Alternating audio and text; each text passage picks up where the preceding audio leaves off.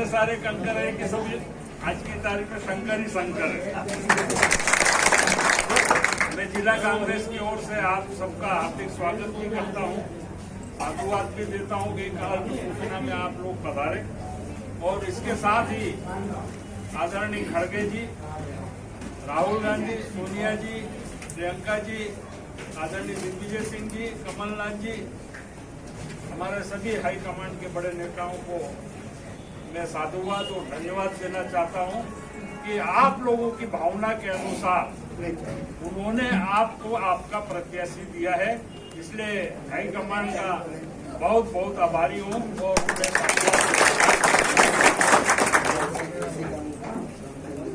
चुनाव या चुनाव के पहले बहुत सारी चीजें आती हैं और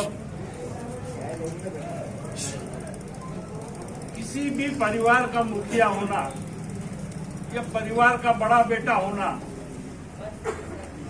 या किसी संगठन या संस्था का बड़ा होना, मुखिया होना, वो हर परिवार का सदस्य समझता है कि कितनी सारी तकलीफें आती है। और सबकी इच्छा, जो परिवार का मुखिया होता है, अपने परिवार है जिसके 10 जन का परिवार है या 15 लोगों का परिवार है, तो सबसे ज्यादा तकलीफ उसमें रहती है तो मुखिया को ही रहती है, क्योंकि सब कोई चाहते हैं कि इससे हमको मिलना चाहिए और वो हर चीज को सहते हुए अपना पूरे परिवार को संभाल के चलाते हैं। तो ये हमारी भारतीय संस्कृति है। जैसे ही हमने भी ये कोशिश की, कई लोग टिकट मांगने वाले थे और बहुत अच्छे वो भी थे, हो सकता है वो मंटू वैसे भी पीसा कहीं बैठते होंगे, उसमें मेरे को कई शक शुबह नहीं है और उनकी काबिलियत पे भी कई शक शुबह नहीं है, पर जन भावना जिसके साथ है जनतंत्र में, उस ओर जाना एक मुखिया की मजबूरी होती है। और हमने टेस्ट करना बहुत पहले से चालू कर दिया।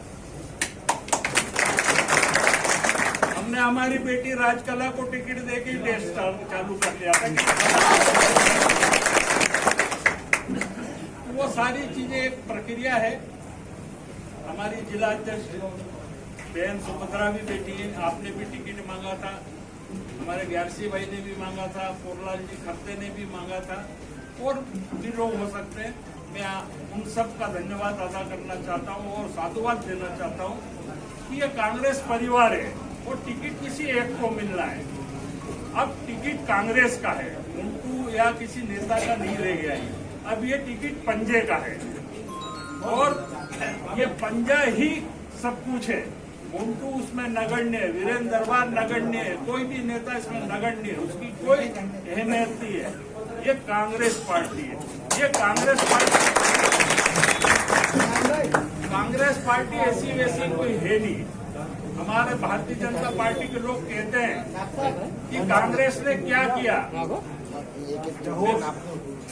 मैं कहना चाहता हूं कि कांग्रेस ने कुछ नहीं किया, तुम यहाँ कैसे खड़े हो। कांग्रेस ने इस देश को आजाद कराया। हमारे नेहरू जी ने अपने जीवन के 10 साल 3 महीने जेल में रहे। हमारी नेता इंदिरा गांधी हमारी और राजीव गांधी इस देश के लिए मारे गए।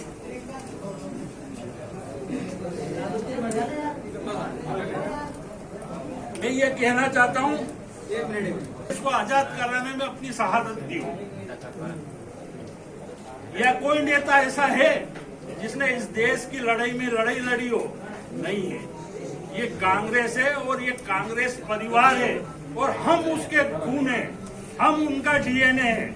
इसलिए हम आज गर्व से कह सकते हैं कि हम उस परिवार के सदस्य हैं जिसमें हमने इस देश को आजाद करवाया।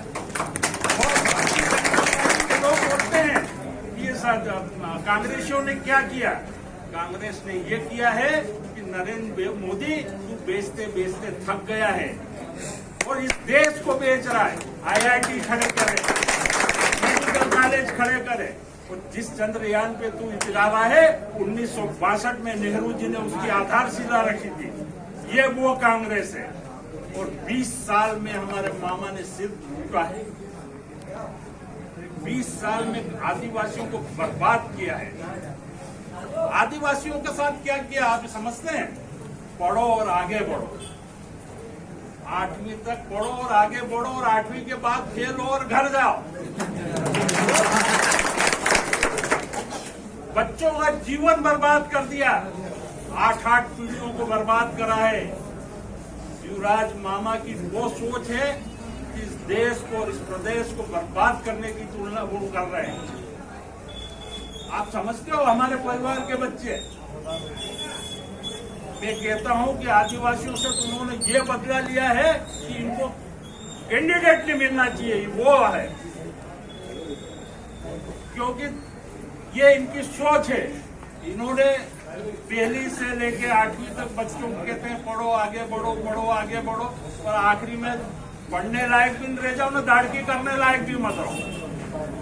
फिर चोरी चमारी करने का अलावा कोई धंधा नहीं हो जाता, आलसी हो जाता, काम तो करेला नहीं उसने। ये वो शिवराज मामा है, आज तक भी इस देश प्रदेश को ठगने के अलावा कहीं नहीं कर रहा। आज की हम सोच देख लें उनकी।